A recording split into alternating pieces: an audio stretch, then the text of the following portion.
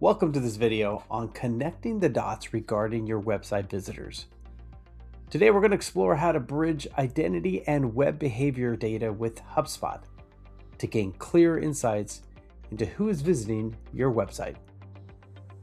To track user behavior effectively, ensure your foundational infrastructure is sound. This includes verifying that the HubSpot tracking JavaScript is active across all targeted subdomains.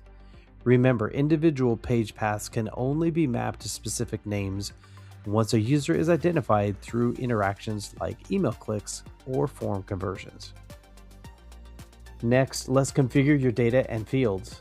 Navigate to the Report section to create reports using the Custom Report Builder.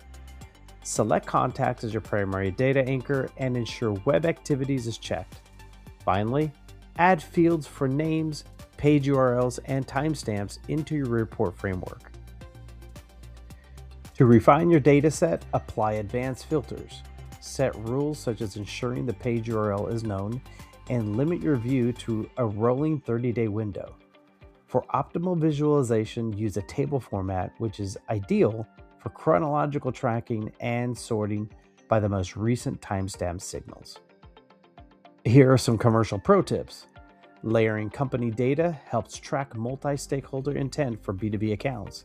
Additionally, utilizing the website visits tool allows you to highlight anonymous organizations, while tracking page views helps identify your most active prospects.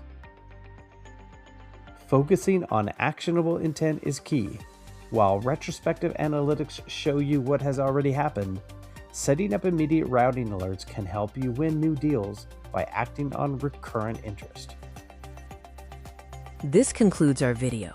The images used in this presentation were sourced from Dribbble. Thank you for watching.